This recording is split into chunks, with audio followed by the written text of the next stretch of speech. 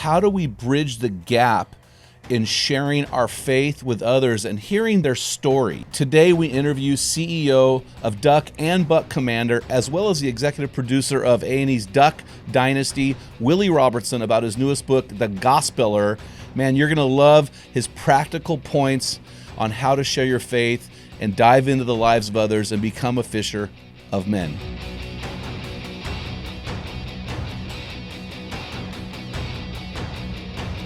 Hey, I'm excited to read the bio for today's guest. Today we have Willie Robertson on our show. Willie Robertson, as you know, is the CEO of Duck and Buck Commander. He's the executive producer and the star of A&E's Duck Dynasty and the Outdoor Channel's Buck Commander. Willie combines his passion for the outdoors with his natural ability to entertain. If you've seen this guy, you know what he's talking about. The Robertson story, as you know, and first of all, I'll say that I learned how to call ducks in the mid-90s from Willie's dad, Phil, and his video, The Art of Commanding Ducks. So I'm a big fan of this family. The Robertsons' story is a great example of entrepreneurship and dedication built on faith, family, and hard work. Willie's the author of several New York Times best-selling books, including his newest book that was released in May, The Gospeller, which is our subject for today. Willie's been married to his beautiful wife, Corey, for 32 years. So him and I got married in the same year, and they live in West Monroe, Louisiana. Hey, I'm excited to have Willie Robertson on the show today. Willie, how you doing, man? Thanks for coming on. I'm doing great. How are you? I'm doing good, man. I was wondering if we'd have a bandana today, but I appreciate getting close to the 4th of July. You got the full deal bandana. This is the official show version bandana. Well, I call this the bald man toupee.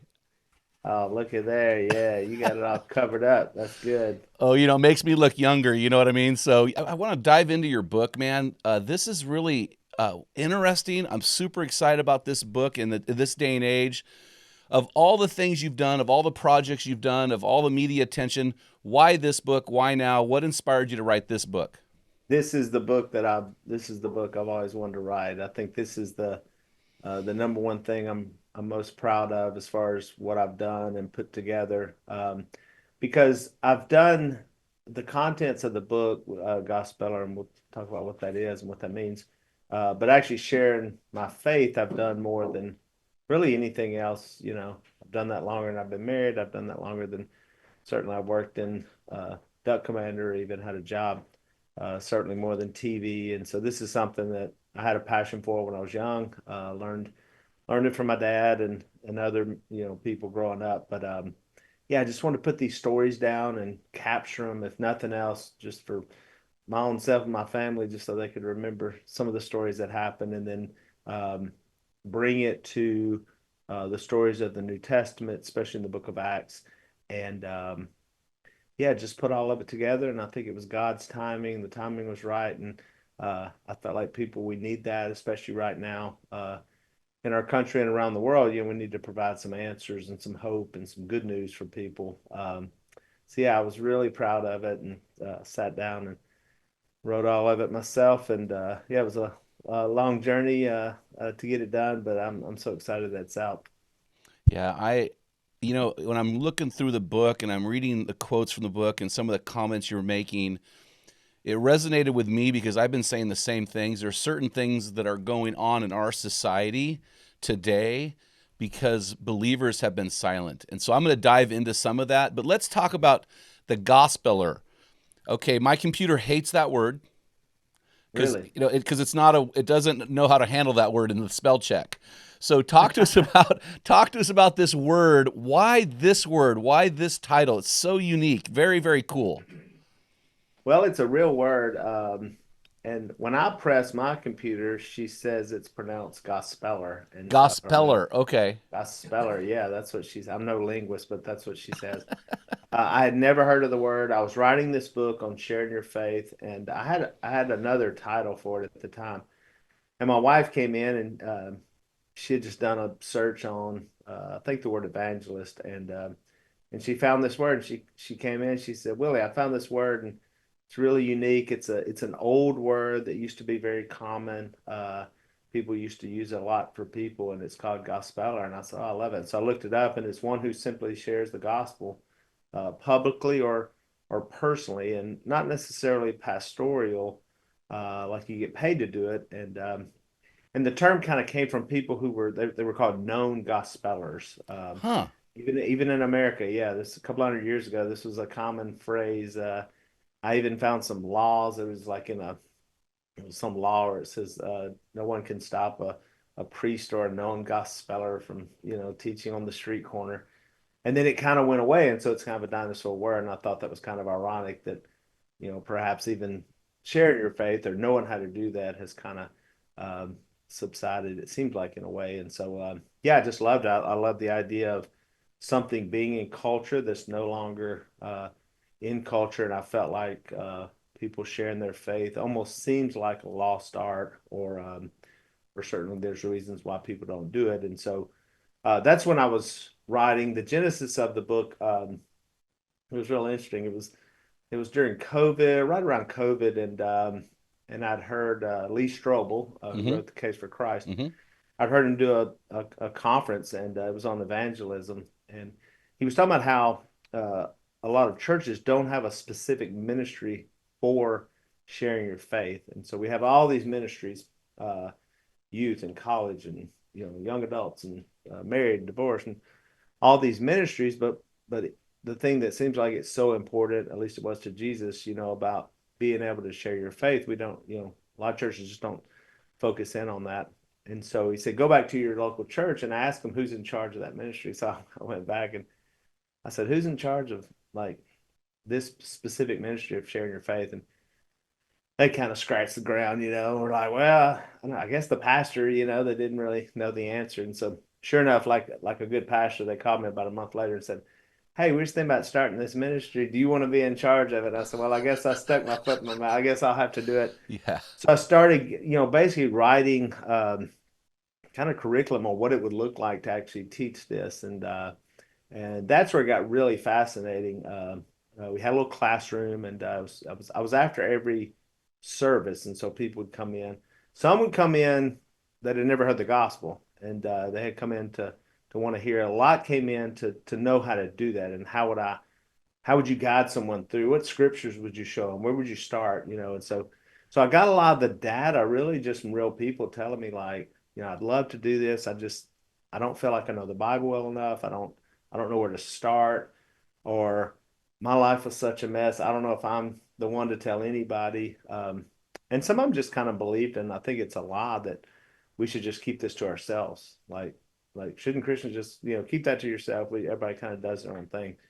And so what I saw was it was a lot of disqualifiers, how we disqualify ourselves from actually being a part of that. And so what I try to do in the book is make the argument, is the Great Commission, uh, making disciples, baptizing people, and teaching people, is that for everyone, or is it just for the few that was following Jesus at the time? Because that's what he said. Those were some of his last words at the end of Matthew 28. And and that's kind of what I found, like the Great Commission, which is where we get the word mission, the mission in life, if that's your mission, if you think about it like that, it's a way better mission than I feel like a lot of people are trying to live. So, like I run into people where their mission is they try to go to church and try to be a good person, and I find that that's just not a big enough mission.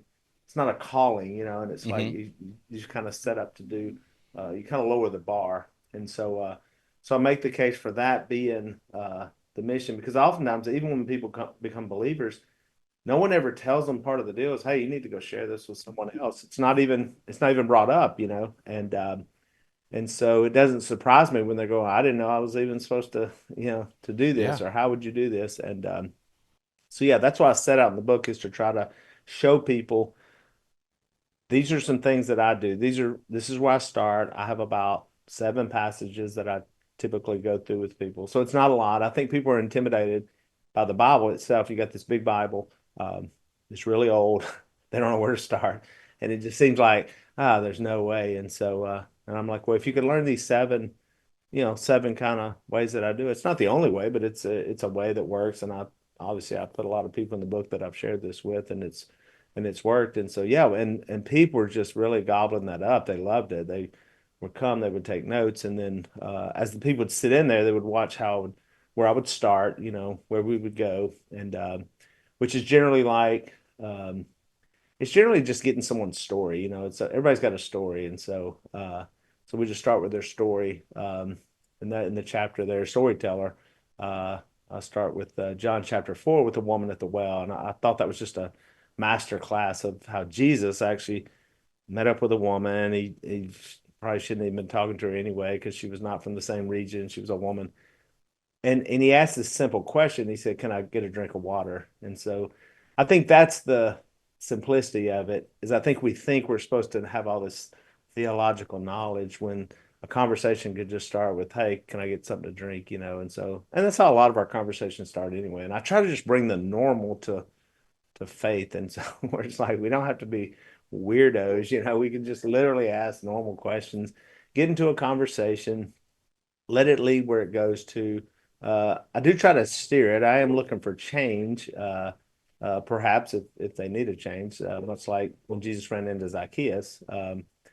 He started changing everything about his life, and so yeah, some of these simple stories from the Bible that we can read and say, okay, I think I could do that, and then also the first chapter of the book is the story of Phil and Kay, my Mm-hmm. parents, who and we put the movie out last year called The Blind, and Yep.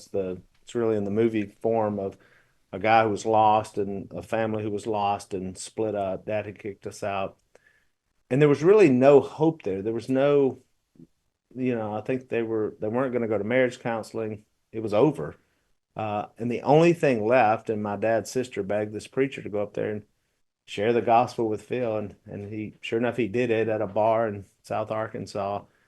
And it was the only thing at that point when Phil's life was really out of control. He came back to that message. So he planted that seed. He was very courageous in doing that.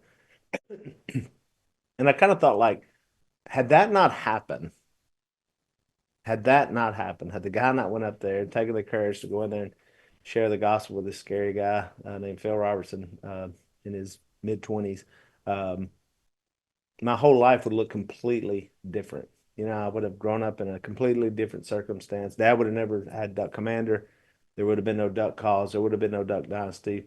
So if you carry that forward like 50 years, I mean, think about what God has done just with this family and with the movies, the books, the podcast, the television show that ended in prayer that didn't just show in America, went all over the world.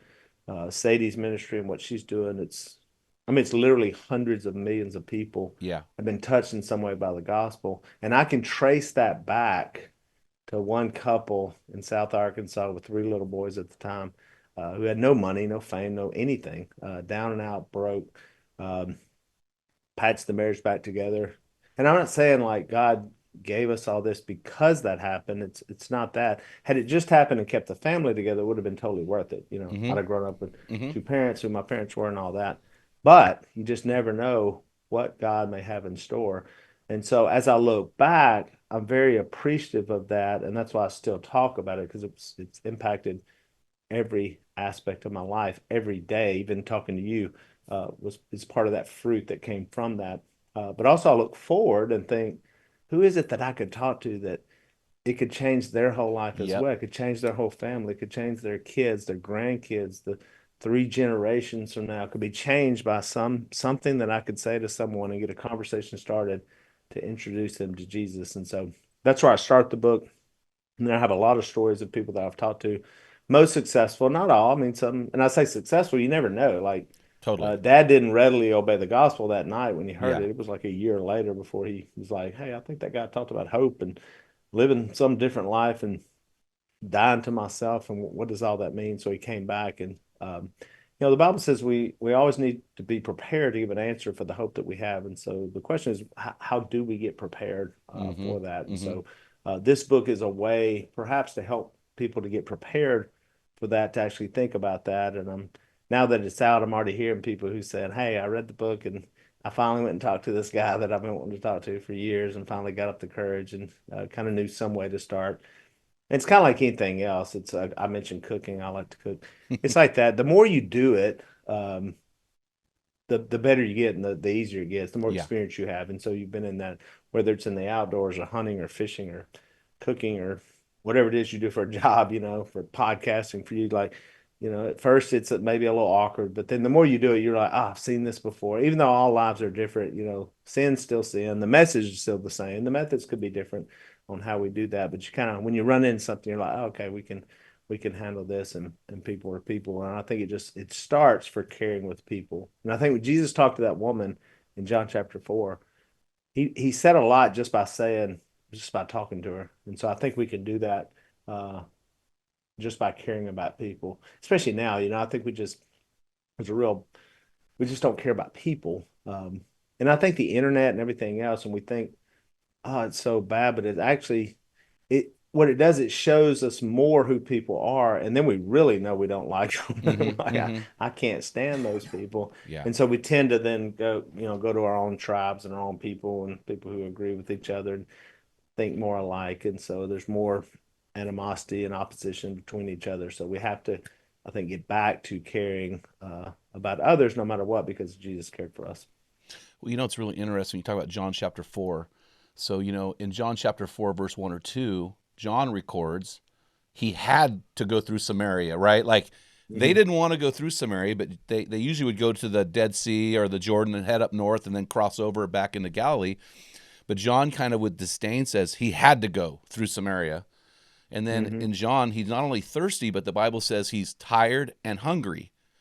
And he shows up for this woman who is ostracized. She's on the polar opposite end of where the disciples are.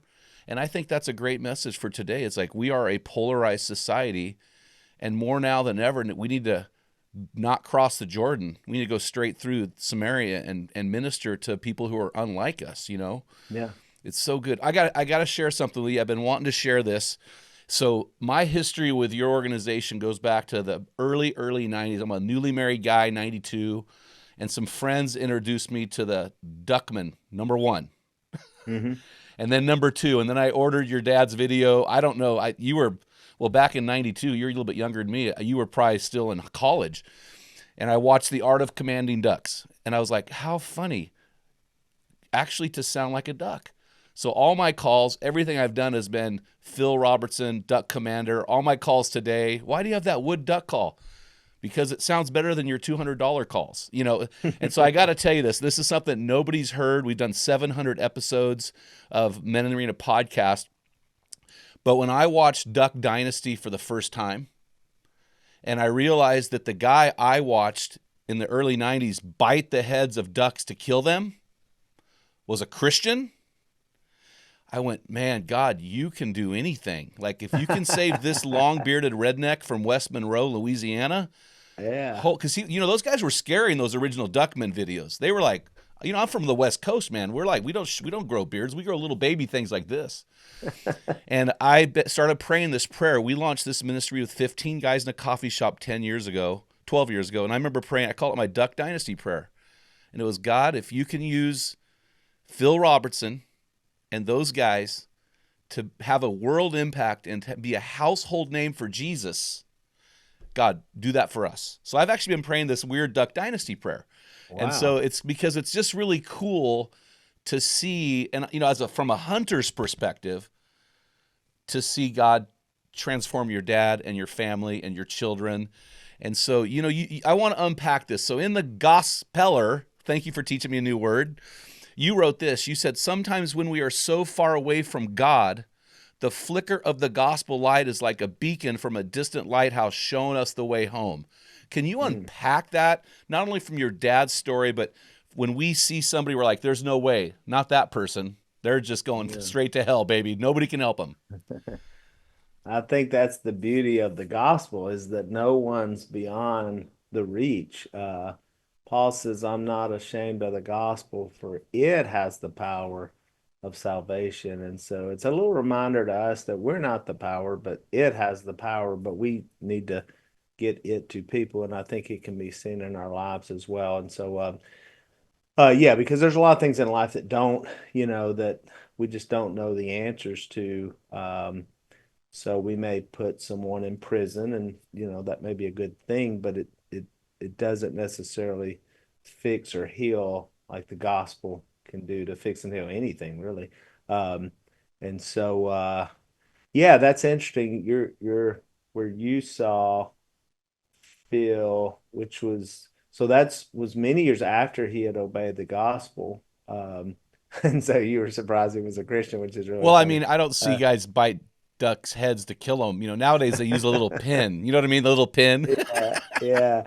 And But I use that's the what, wring their necks method. and that's kind of where you have this like you have a person born again in Christ, but is still like um not sinful, but still, but still I guess very raw and real, Oh, as a for real sure. person. He certainly wasn't sanitized by some church or something, like that. So it's interesting the time frame though, because where I see it as that when Phil came, when he obeyed the gospel, because I believe a lot of his friends at that point would have said, "Wow, if you can change that guy." I'm Oh, sure for my sure. my mother was like that, like there's no way, he's Yeah. not gonna change. He was like this for 10 years. And so then you have this like crazy story of like, almost Saul to Paul, situation where we read that in the Bible. I mean, not that drastic, obviously, um, but yeah, just a mean guy and a terrible person. Then he comes to the Lord, and then yeah, and it was hard to know like what all God, like I said, we thought we had everything. We were so happy running the company, and yeah, 92. That's the year I got married. So that was January of that year I got married. So I was 19, I guess, and yeah, and then I went off to college. And then I came back and helped a little bit with the company. And that's when those DVDs, those VHS tapes were coming out. Phil was kind of doing this. And it wasn't until I was around 30s when I kind of came back to the fold and took the business over. But yeah, I think that flicker, that gospel, I think we can even when we come, generally when we first obey the gospel, there's just, you know, real excitement, and you're ready to get out there. And Christianity is a strange thing, Most people that share their faith share it in the first year they become Absolutely. converted. Yep. And so it's real odd to me that the longer you're a believer, the less likely you are to share with other people. And I just always thought that was odd. And so I do think you have to be committed, and it flickers back up. And that's what I'm saying. I think that when your goal is to fish for other people, like the only call I guess that he gave Peter, like when he called Peter, that's the only thing he said, like just come follow me and I'll teach you how to fish for people. When that becomes what you're after, it's amazing all the other things that fall in place in your life. You will study the Bible more because people are going to ask you questions. And I was always one, I didn't want to have to call some preacher to find out. I wanted to know for myself, and so that I could know how to share. Same way if I were like hunting. I mean, if I'm out in the woods, I can't call my dad and be like, hey, what do I do when, like you've got to learn that stuff when you're out there. You share with others, you're hospitable, you're kind to people, you're looking for those things. You try to keep your life, somewhat in the best order you can, because if your life's a mess, it's hard. It keeps you from being selfish because you're not looking at yourself. Because that's why I say a lot of people, they'll show up to a church building and it's all about them, and they want to hear stuff on. It's like a self-help thing, when really Jesus's whole message was about other people. It wasn't, in fact, with Zacchaeus, he said, "This is why I came, was to seek and save what was lost." So again, he says, "My mission was to go after the lost." Matthew 9, we don't need a doctor. It's these are the people that need the doctor. These are the people that need it. And so, yeah, if we don't watch out, as men or women, but especially men, we just can start focusing in our lives, and our mission becomes, I'm trying not to do this, not to this, rather than focus on what we can do, being aggressive and being taking the gospel, taking the message of hope out to people. Yeah, it seems like you alluded to this in the book too. We've become, and I think it was the chapter called "The Retailer." We've Hmm. we've become very consumeristic in our approach, and we've Hmm. becoming great at come and see, come to my church and see. But Hmm. your book is a different paradigm. Your book is, no, tell me your story Hmm. because I want to tell you the real story. And so I really do appreciate that. Well, you have a chapter called "The Impeller." So, Mm-hmm. which impel is to urge or drive forward. And we live in you quoted Romans 1:16 earlier. I'm not ashamed of the gospel as the power of Christ's salvation. And then I'm reminded when you said that of Hebrews 10:39, for we are not of those who are shrink back and are destroyed, but through faith are Mm-hmm. saved. You know, when your book was really inspiring because it impels, it pushes us forward to move from inviter to actually sharing the story of the gospel. What are some things that you would say to my listeners who are driving back and forth from church or from work right now? What would you say to urge them into sharing their faith? Well, I think you, number one, need to decide, is that call for you? So go read Matthew 28. Go read what Jesus said at the end of Matthew 28, that Great Commission. Um, which incidentally, right before he gives the Great Commission, he said they gathered there and some still doubted, Yep. which is always amazing to me that some were still doubting. I mean, he had died and come back from the dead. Some still doubted. And again, that's a reminder to me that says, hey, it's okay. Jesus didn't stop right there and go, hang on now.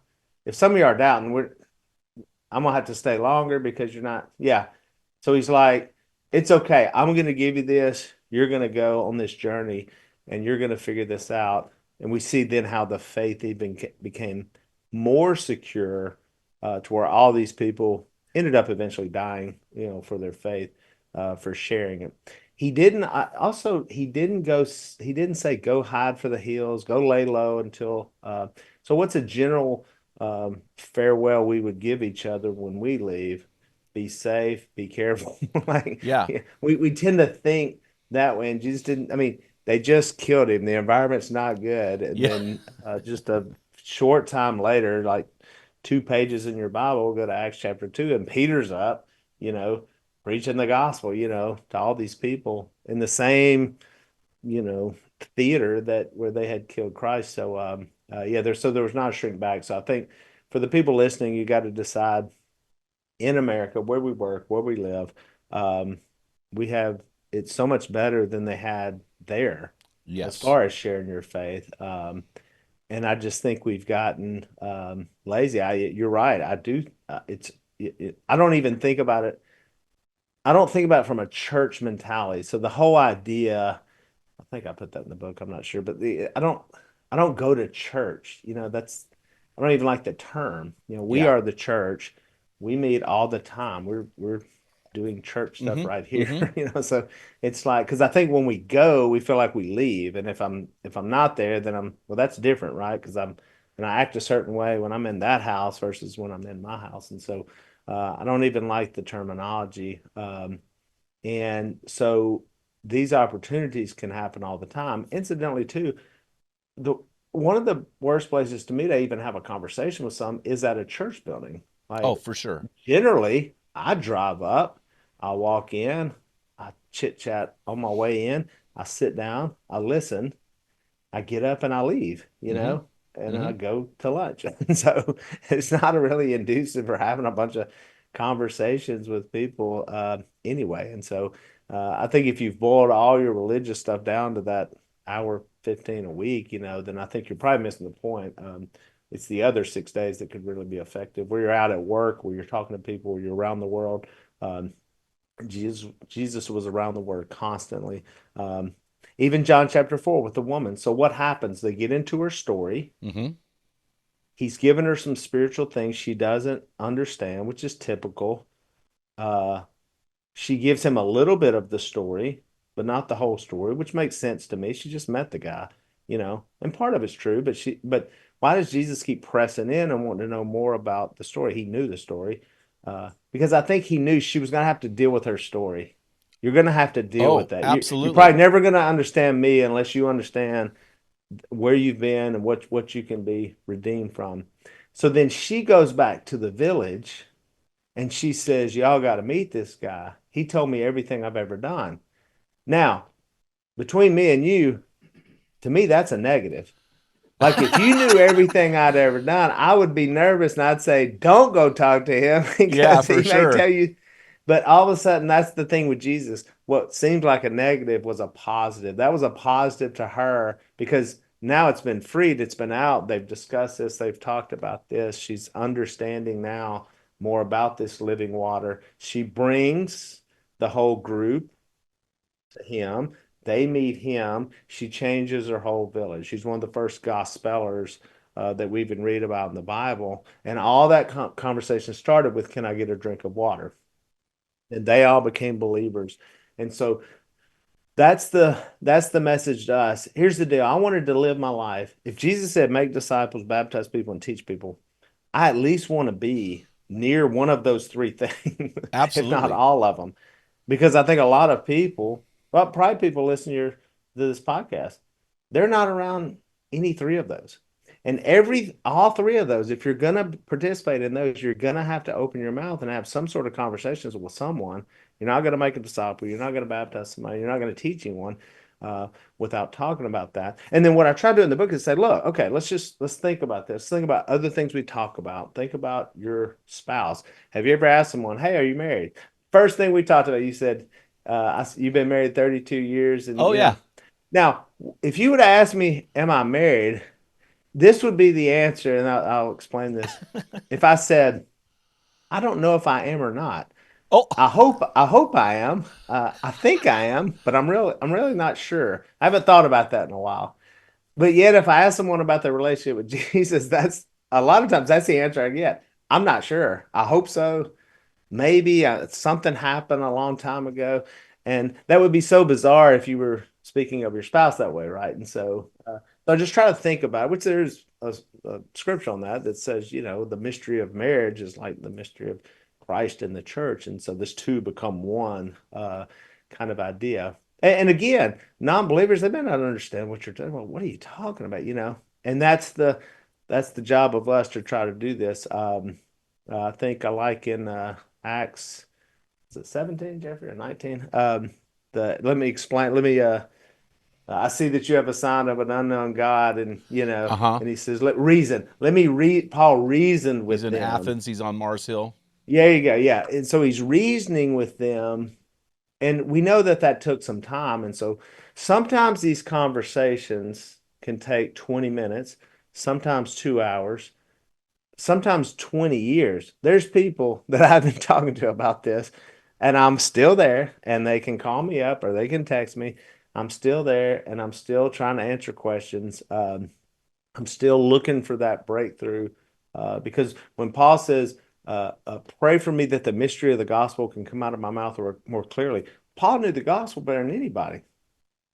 Why is he why is he praying that it can come out more clearly? Because I think he realized some weren't coming around, and he can't figure out, like, how do they not get that? How do you not understand this? I mean, how many friends do you have? And I have. Then I'm going, your life is a mess. There's such a better way, and they can't see it right. And so we just keep thinking of different ways. And there was a story about Bill in the book that. And he was one that I kept coming after. I kept trying to talk to him, and he did not want to hear it. He did not want to hear it. And finally, I asked a better. I didn't even ask a question. I just made a statement. Said, "I think you're going to be dead in 14 years." And boom! It was just like he was like, "I've never thought of that," And it was the one thing that he finally made him think about it. And I was like, "Thank you, Holy Spirit, for giving me just that little question." Because sometimes I do think we just need to ask better questions. Again, the question we may ask is, you may ask someone, "Hey, do you go to church?" And I think for a Christian, that's a 101, Now, what's the answer going to be? If it's no, you're like, "Oh, great, I can invite you to sit with me."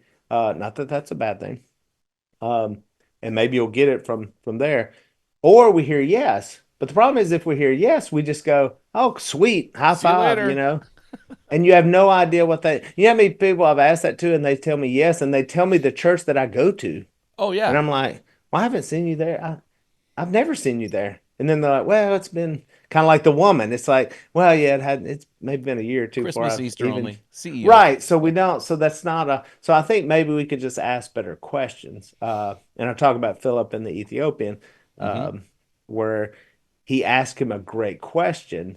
And see, that was, to me, that was big. That was like I love that story for many reasons, but one of the reasons is because he had went to Jerusalem to worship God. He was on his way back to Ethiopia reading the book of Isaiah. The Holy Spirit said, go up there by that chariot. Well, I gotta be honest, I probably would have missed it. I would have said, this guy's great. Like, he's got it. Like, this is for modern day. He just went to church and now he's at the stoplight reading his Bible. And I'm like, amen, brother, you know. And Philip asked him the question, do you understand what you're reading? And he says, how can I unless someone explains it to me? Bang. That's the job. That's why I wrote the book Gospeller. How can I unless someone explains it to me? And so I believe all these are stories of just trying to explain what this means. And we can do that in a myriad of ways. We can do that through our own testimony, through this is what he's done for me. This is what he did through my parents' life. This is what I used to be. This is what I am now. Uh, but also I can do it scripturally. I can, you know, I can take some of the things from the Bible. I can take some of the things from politics or what we see in the world or where we see the country going. Or I can do it if someone says, "Hey, I just got a terrible diagnosis and I may have 6 months to live on this earth." It's a great time to explain someone some good Oh news yeah. about beyond this earth. That's what got Bill. Because Bill, I said, have you thought about what's going to happen when you pass away? Mm. And he really never had. It was probably too painful to even think about because Hmm. everything he had in life was wrapped up in this life, nothing beyond. And I think as the older we get, a lot of us start thinking about that. We Oh start yeah. thinking like, I ain't gonna be around here that long. You know, Oh yeah. you start making these plans, and it's like, yeah, well, this will pay out in 15 years. And like, golly, how old will I be in 15 years? Where will I be? And will I be in good enough health? And so things start getting serious, and life starts getting, you know, we start, you know, it starts getting into picture. And I guess that's why I think we can share that. But I not only will I share with people, I'll take it all the way to if I need to stop by on the some pond and baptize somebody, I'll do that too. And some of those stories are in the book, you know, take it all the way because you know, I may not ever see them again for the rest of my life. And you know, and so yeah, it's kind of a different, it's empowering. I wrote this book for regular people, not necessarily churches. It's more for people. I think when the church starts sharing their faith, when the church goes out in the workforce and uh, at the ballparks and wherever we go, online, social media, when the church starts doing that, not just the pastors, you know. I mean, if I was trying to get the word out, you know, I'm a business guy, so like if I want to get the word out in some city about a thing, if I went to a church and there was 1,500 people sitting there or one pastor, would I rather one guy or would I rather 1,500 people talking about my product? Every day I take the 1,500. I'll say, I'll take y'all, go out and y'all Yep. tell it, you know. Yep. And I think we've got that backwards Agreed. because a lot of us in the church will say, well, I thought that was his job. Like that's what he's supposed to do. Hmm. And then I'm supposed to just try to show up. And again, back to that mission that I feel like is off. Well, you know, it's really interesting. I read about 40 to 60 books a year because I read the books of the guys I interview and then my own stuff, and it's really interesting. So there's always one part of a book I really appreciate, Hmm. and I really appreciated chapter 4, Hmm. which is your chapter on being a storyteller. And for me, you talked about asking the right question. You know, I'm married to a flight attendant. And every time she gets on a plane and lands, she knows the story of every person she flies with as far as the crew goes because she asks. And for Hmm. me, being a fisher of men or fisher of people, but I generally just fish for men because I'm a married guy. You said this. You said, we need to approach our interactions with others with curiosity and a listening ear. You continued, when we learn their stories, we have an open door to share the gospel. Can you embellish on that? You know, we often forget, guys, that God has called us to steward the bodies He gave us so that we'll be ready, healthy, and spiritually dangerous to fight the good fight. That's why we're so excited to partner with Mountain Tough Fitness Lab. Join me on my journey by going to mountaintough.com and getting your free 6-week trial when you type in the code ARENA30. You won't be disappointed. Stay dangerous. We learned their stories. We have an open door to share the gospel. Can you embellish on that? Yeah, that's again back to John chapter 4. I think that's That's the whole idea. One is I find people's stories interesting, you know. Like I just love hearing, you know, and so it's a great way just to show kindness, to show, you know, just to talk and interact with people. You know, the more that I hear, because sometimes things make sense. You know, I can hear a guy that's being a jerk or something, or a woman who's being awful, and then they tell me what's going on, and I go, oh, well, that makes a lot of sense. Like, I'm sure your wife's the same way. Like, it's where you're, you know, coming from or where you're going. You know, all this can make sense about perhaps the damage in your life or the loss or whatever these things are. It creates an empathy, you know, where we're like, and, um, and sometimes I listen to people's stories. You know, I'm going to try to get them the gospel. They may not be receptive to it, but they may say, hey, you know, met this guy. And, um, you know, it's funny as I become more known, it's people that will say like, I met you one time, you know, like 6 years ago, and I'm thinking, oh, please say I was not, you know, um, most of the time that's true. Um, is that because you come in and you want to get them away, and I think it's just a great way to start, you know, because sometimes Christians, man, speaking of airports, I'm at the airport a lot, so I just see people losing their minds, you know, and Yeah. they're totally not these. I mean, some of them I'm kin to, and I'm like. I told one of my family members, I said, good luck preaching that person the gospel. It was a lady that works at the ticket counter in the local town. I'm in Monroe, Louisiana. I'm like, I'm gonna see her a lot. And the way you acted over this one thing, you know, this one bag or whatever it is, you know, just probably killed every chance you have of her listening to you about anything. I wouldn't listen to you, you know, the way you acted. And so I think we should remember that, you know, is to get into those stories, try to help and try to figure out also, I think their stories can help us. I have heard people's stories, and it reminds me, like, hey, don't don't end up there. You know, it's just a. I don't have to go through that to get because I just heard it and I heard what that's like. Um, I mean, I think marriage is like that. You know, like divorce. You know, you'll talk with someone, you'll be like, man, you know, people. I think people think before they divorce, some people are like, oh, good, this will be over, and I can go. And you know. You're so, especially if you have children, you're tired of that person for the rest of your For life. sure. And now, Absolutely. now you can't stand each other, but you still got to figure out how to, you know, Yep. go to birthday parties and weddings and all this stuff, you know. And I'm just, and what that does is when I hear that, I'm going, oh man, I'm going to really work hard and try to keep my marriage together because it's not better like that, you know. Or it can be worse, you know, it can be just awful. And so I think that helps too, is hearing other people's stories and what they've maybe gone through can kind of keep us like, whew, okay, that's a good reminder, you know.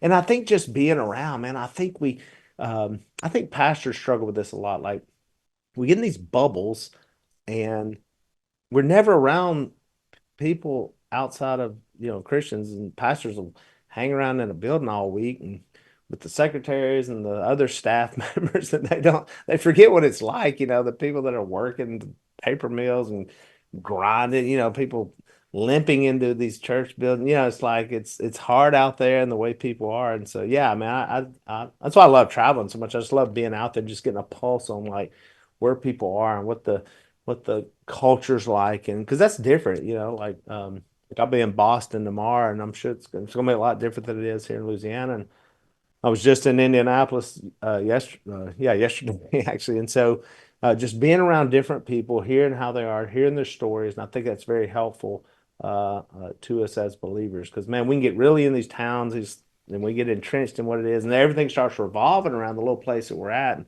we forget there's a big old world with billions of people in it that desperately need the gospel. You know, it's really interesting. You said when you hear their story, it creates an empathy. And it's so I've got a book coming out in the fall, and so I went up to Portland, Oregon, to read the book and put it on Audible. So I went up there 3 days, and I read the whole book, which that's really fun if you've done that before.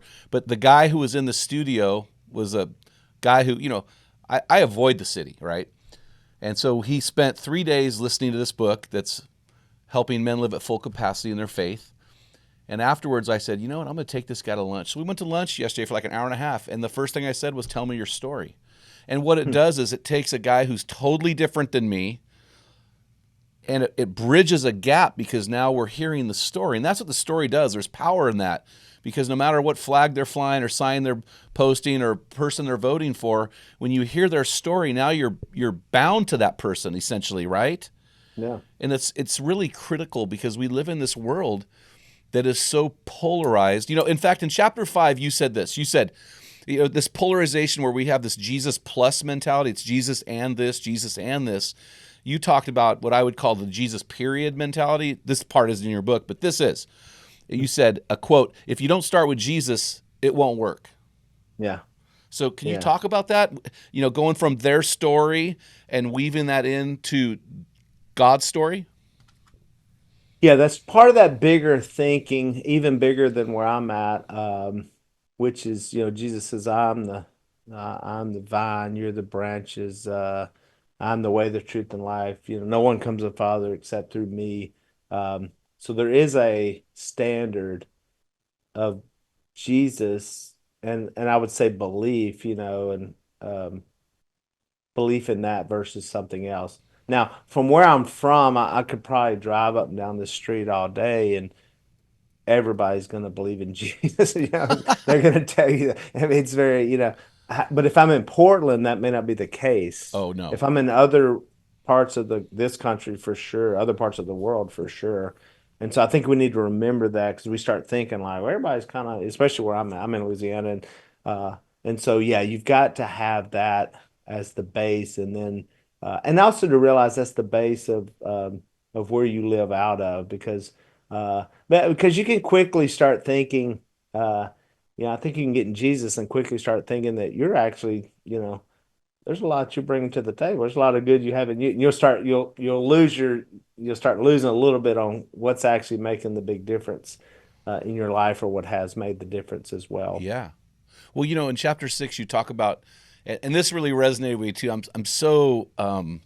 tired of hearing people talk about my truth, because I want to tell them the truth. And Yeah. you just quoted John 14:6, which says, "I'm the way, the truth, and the life. No one comes to the Father but through me." How do you move a person? And this is very, very common, especially with our younger generations. How do Mhm. we move a person from their truth to the truth? Well, I think there's probably kind of an art and to talk about that. I you know I'm a little cautious about saying this is the truth, because I think anybody would say that, and it's almost like if we say it louder, then you're like, okay, But so I'm gonna try.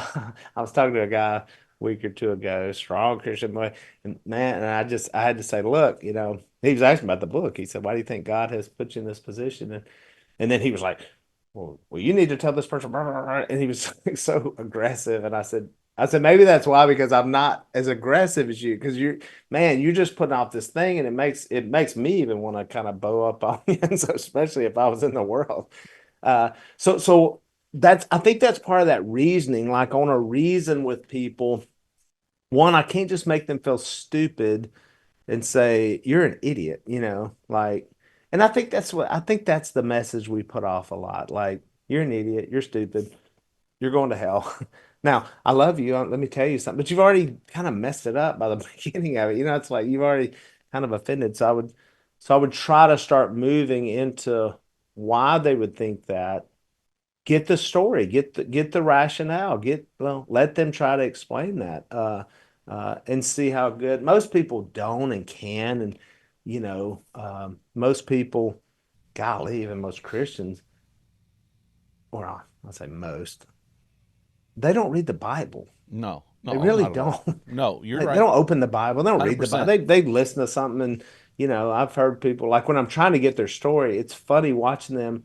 I mean, it's funny to me just because I've heard so many people, they're trying to regurgitate stuff they've heard over their whole life. I'm like, yeah, I think it says, I remember asking a guy one time, I said, what does it mean to obey the gospel? And he said, it means to follow the first commandment of the Ten Commandments. He's trying to quote the pastor. Like, he's trying to remember, like, but I hear that from people all the time. Like, they go through these things, and they're like these little bits of religious jargon, that they're trying to remember. So most people don't know, but I want to get that, and I want to see if I can get past that to where I can tell them the truth and to where it makes sense as opposed to what they told me or lack of what they told me. Um, but to where they feel like I'm in it with them, like I'm with you to figure this out. I'm not gonna throw stones at you, and I'm not gonna make fun of you. I'm not even gonna beat you over the head with the Bible or even my knowledge of it, because that can be intimidating as well. I'd rather them not think I know anything and then just start giving them something that, oftentimes I like to show them the Bible. Sometimes, but a lot of times I don't have a Bible, so I just have to tell them what it says and I have to show them perhaps through my life. And we have to, if they don't have a belief in God, I remember I put that in the book, a guy that was, I'm trying to explain God, who says he doesn't have faith in anything he can't see. And he doesn't know who wrote it. And so he's not going to believe it. And for him, he was newly married, and so I started telling him things I thought his wife may be doing at the time because he wasn't with her. And he said, "No, she's not." And I said, "Well, how do you know? You can't see her." He goes, "Because I believe, because we're faithfully married." I was like, "Oh, you have faith in her. Even though you can't see her, you have faith in her." He said, "I guess I do." I said, "Then you do have faith." He goes, "I guess I do." And it was just we finally broke down one thing that he was like, "I don't have faith in anything I can't see," because he just admitted he had faith in a woman that he couldn't see that he wasn't with at the time. And so if it starts there, it starts there. And then I'll try to work that. To Jesus. And if I do nothing else, I'll just plant that seed. Like, let me just plant a seed. Somebody else may come around and water it, and they'll go back to somewhere else. And but I feel like I'm planting that seed. And if they want to know more, if they want to say, "Hey, man, I think I'm really, I need to make a move," then I'm always ready to make a move. And so I think somebody could get this book, even if, let's say you're in a church, and because I know people listen to this all over the world, but like, you're in some little town and churches are kind of dead. And then you're like, man, you don't have all these options that other people have, these big, giant, vibrant places. But you can get that book. You have the Bible. You don't have to get the book, but just get your Bible. You go out, study with people, start converting people in your area, and you can create revival no matter where you're at, despite what the preacher is or how your worship stuff is or anything like that. Uh, Create your own little group of people, you can meet in your house, and which is what they were doing in the New Testament. No, I really appreciate that. It's really interesting. When you hear somebody's story, it centers you on their life. And I was trained back in the 90s. I've been in full-time ministry for 35 years. So I was trained on the Romans Road, then the four spiritual laws. And I have just found that the aggressive approach does not work. It's got to be an aggressive or assertive, but that aggressive, I've got my method and I'm going to deliver it to you and look for a door. To me, that's ineffective. I think the message is effective, but that method tends to change. And you talk about that in your book. You want to talk about this method versus message concept? Yeah, the message stays the same. The message is the gospel, but the methods are different. I mean, tons of people have their way. I think, ultimately somebody does have to sit down and talk to people. I think if we get, I think sometimes we try to avoid even that. And somebody has to, like you mentioned Romans, right? Like, well, like the group. So I was at a church, and they had a lot of, a couple thousand people, and a real vibrant place. And so when I was going to do this class, and I went and I said, well, I had a notebook and a pencil. I was like, who in this place, because I was new to it, I said, who in this place, who shares their faith, who's actively, and I figured I was going to get, 10 or 20 names, 30 names. And you know how many I got? I got one name. One. One. And it was a guy who passed out a Romans Road tract in his neighborhood. He was like old as Methuselah. I actually saw him yesterday. This old guy who passed out these tracts.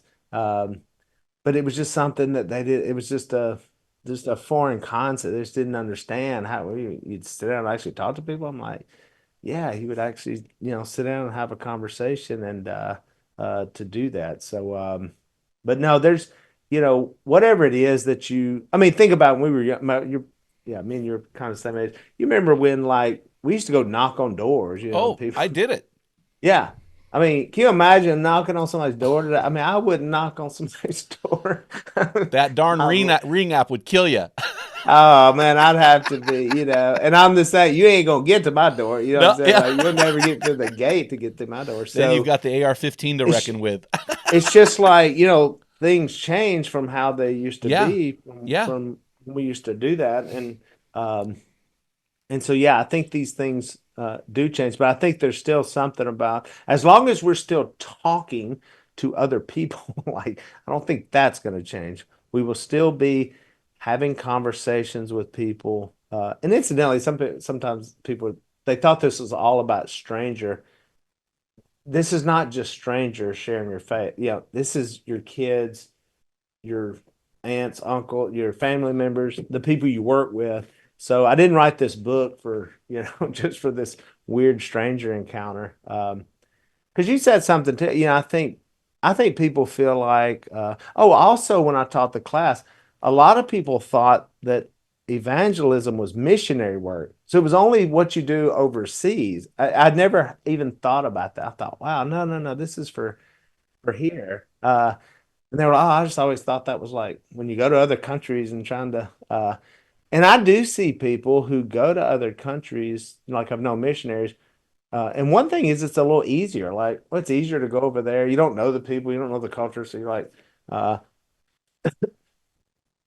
and I think it's harder here. I think it's really hard here in our culture, the way we live with the people you know. I think it's really hard to share faith with people in this country. And also, a lot of people have it really good here, and so it's hard for people to see. Like if you start talking about the idea of heaven and something better, a lot of people are like here. A lot of my friends are like, pretty good. Like life is good. Or I can go over to Yemen or something. It's like, I hope there's something better than this. And so I think it's a hard person to try to convert, but I've always had passion for this country and the people, and so I love working here. I love, I feel like in some ways like a missionary here, where you're trying to convert people who have a lot of things, who have a lot of this, but man, it's just hard to get their mind on what it needs to be on. Well, it's really interesting. I think a guy from West Monroe, Louisiana, will appreciate this interpretation of the Bible. When Jesus said, love God and love your neighbor, Hmm. I always thought, gosh, that means I got to love my neighbor like next door to me. Yeah, And that's exactly what that means. Who's yeah, in your backyard? Who are your people? Who's in your world? We have to start there. And so that's what I appreciate about your book. Not only you taught me how to pronounce a word gospeller, but I appreciate the fact that you put it into everyday language that we can implement, and there's no recipe necessarily. There's the same message and different methods, involved. And so, hey, you guys listening, I'm going to give you boots on the ground. Your assignment is to sit down with somebody you know or don't know, I don't care, and just ask them their story and look for a way to weave his story into their story. So that's your assignment for this week. Hey, Willie, we're out of time. I could talk to you for hours, but I know we're out of time today, but point us in the right direction to get this book.